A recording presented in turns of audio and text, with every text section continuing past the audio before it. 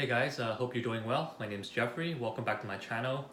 If you're not new here, today I just want to talk about why so many people don't see success with dropshipping and e-commerce and running a store online.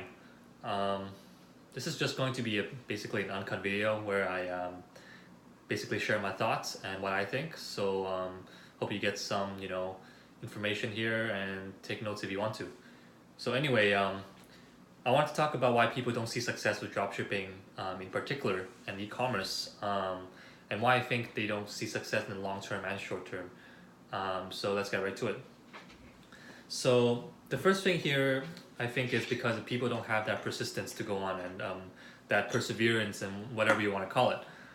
Basically, when they see something that, when they see some kind of road bump, throughout this whole process, they just quit and then they just don't learn from it, or they don't develop or find a solution to the problem. So one of the many, kind of ways to fail, especially in the beginning, is to have a product that doesn't really sell well, or not having the right Facebook strategy in place, or any advertisement platform strategy in place. And so once they don't see that success, or there's any hindrance at all that's preventing them from getting results, they just say oh, this business model doesn't work, or things like that. But what's more important is to go look internally and figure out what's not working, figuring out where's that hole that you need to fill in order for it to run smoothly. And so if you don't have that mentality and that perseverance, then that's really going to be hindering your success and your ability to move forward. So that's what's also preventing people from succeeding, is to not figuring out what's causing the problem, and just attributing that failure to it's because of me and it's not working for me and stuff like that.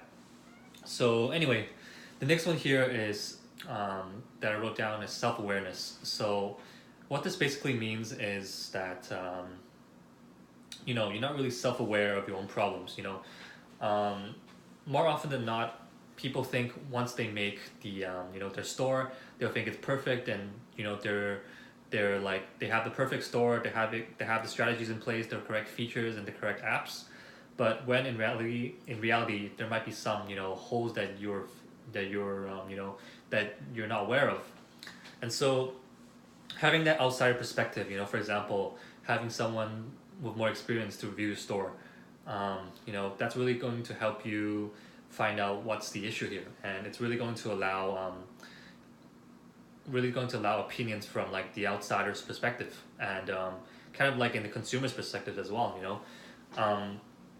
Because many times we have this bias where we make a store, we think it's perfect, but then in reality there actually might be a lot of issues that you're not aware of. So it's good to have an outsider's perspective on the whole store for your store, and what's kind of missing, and you won't really be able to do that without having that outsider perspective. And another point also here is having that lack of guidance or mentoring. Many times, especially nowadays, there's so many resources online, especially on YouTube, that provides so much information regarding anywhere from setting up a store to having the right Facebook ads, the right applications. But all this information could be helpful, but then it could be also overwhelming at times. You won't know where to go, you don't have a sense of direction. So if you can, it's also important to have like have that guidance in place. You could try investing in mentors, or like courses or books. It's really going to accelerate your growth, and as opposed to figuring out yourself. Of course, it's not to say it's not impossible to figure things out yourself, but it is going to take longer, and it's going to be more of a learning curve for you if you try to work things out yourself.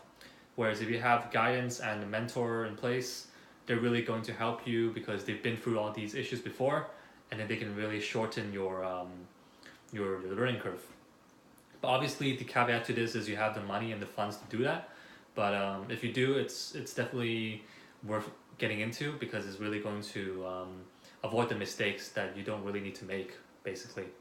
So anyway, the last thing here is trying too many things at once.